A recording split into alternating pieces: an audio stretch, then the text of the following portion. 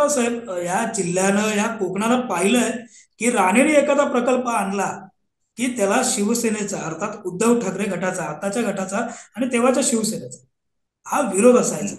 यामुळे कुठंतरी या कोकणाचा विकास थांबला. हे अगदी सीवर्ड प्रकल्प असेल, रिफायनरीचा प्रकल्प असेल, या सर्व प्रकल्पांमध्ये पाहायला मिळतं. इथून पुढील काळात राणे म्हणून आपली आणि अर्थात भारतीय जनता पार्टीचे आपण प्रदेश सचिव आहात, भाजपाचे प्रमुख नेते देखील आहात. रिफायनरी प्रकल्प असेल, सीवर्ड प्रकल्प असेल, जिल्ह्यातील अनेक असे रोजगारक्षम प्रकल्प असतील, या प्रकल्पांबाबतची राणेंची भूमिका नेमकी काय ती जाणून घ्यायची आहे. बघा, साईनाथजी, राणेंनी राजकारण केलं तर प्रोग्रेसिव्ह राजकारण केलं. आम्ही कधी डिस्ट्रक्टिव्ह राजकारण करायच्या भानगडीत पडलो नाही.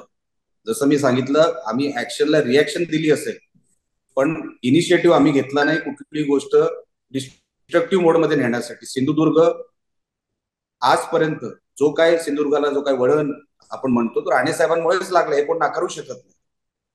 अच्छा, रिफायनरी प्रकल्पाच्या अगोदर अणुऊर्जा प्रकल्प आला, तो कोणी परत पाठवला. अच्छा, ते जाऊ दे ना साहेब, रिफायनरी असेल, सीवर्ल्ड असेल, एअरपोर्ट सारख्या विषयाला पण विनायक राऊत तेव्हा विरोध करायलाच आले होते का नाही हे मी सांगत नाही, तुमची कात्रणं सांगते. म्हणजे तुम्हाला एअरपोर्ट देखील नको होतं का? कारण का ते राणेंना कुठेतरी फायदा होईल, म्हणजे जसं काय फक्त राणेच विमानाने येणार होते. यांना विषय कळत नाही, यांना दूरदृष्टी नाही. म्हणून साहेब विरोध आम्ही कोणाबरोबर, ह्यांची साहेब लेवलच नाही विरोध करण्याची. हे फक्त तुमच्या समोर बोलू शकतात, पण विकासात्मक जेव्हा तुम्ही यांच्याशी चर्चा कराल, यांच्याकडे विजन नाही. रिफायनरी का यावी, तो 60-70 हजार कोटीचा जो फेज 1 प्रकल्प आहे, ज्याचं ऑलरेडी बारसू या गावामध्ये त्याचं MIDCचं नोटिफिकेशन झालं. नवीन ऍक्विजिशन करायची गरज नाही, ऍक्विजिशन ऑलरेडी झालेलं आहे.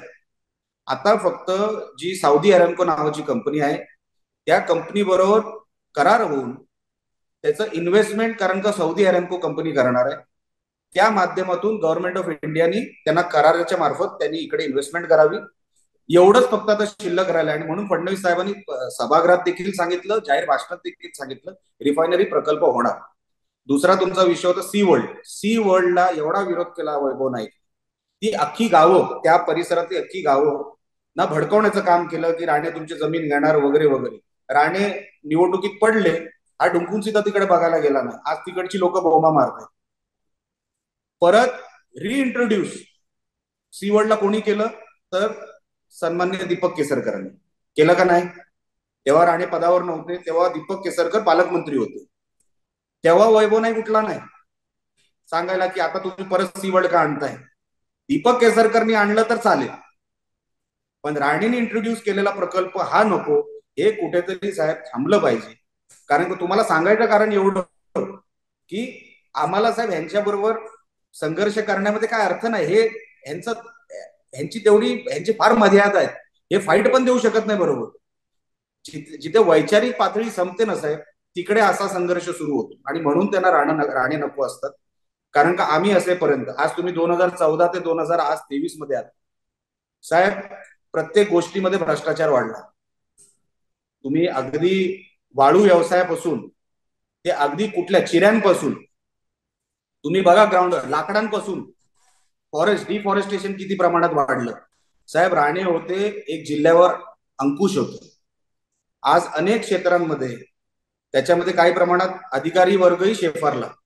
अधिकारी वर्गावर पण अंकुश ठेवायचं काम तेव्हा राणे साहेब करायचे. मागच्या 9 वर्षामध्ये साहेब अधिकारी वर्ग काही प्रमाणात, सगळ्याच म्हणत नाही, काही प्रमाणामध्ये सिंधुदुर्गच्या विकासाकडे दुर्लक्ष करायला लागला. तो स्वतःच्या विकासाकडे लक्ष द्यायला लागला. साहेब हे काम सगळं लोकप्रतिनिधींचं आहे. हे आम्ही करतोय साहेब, सभागृहाच्या बाहेर बसून.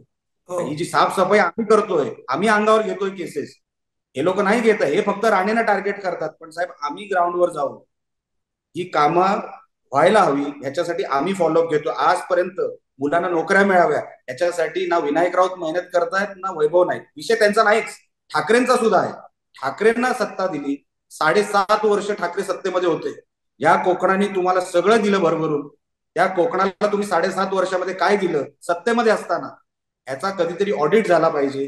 हे उद्धव ठाकरेंना कधीतरी विचारलं गेलं पाहिजे. असे नवनवीन व्हिडिओ पाहण्यासाठी कोकणशाहीचं यूट्यूब चॅनल सबस्क्राईब करा व बेल बटन प्रेस करा। तसेच फेसबुक पेज लाईक करा आणि इंस्टाग्राम पेज व ट्विटर पेजला फॉलो करायला विसरू नका।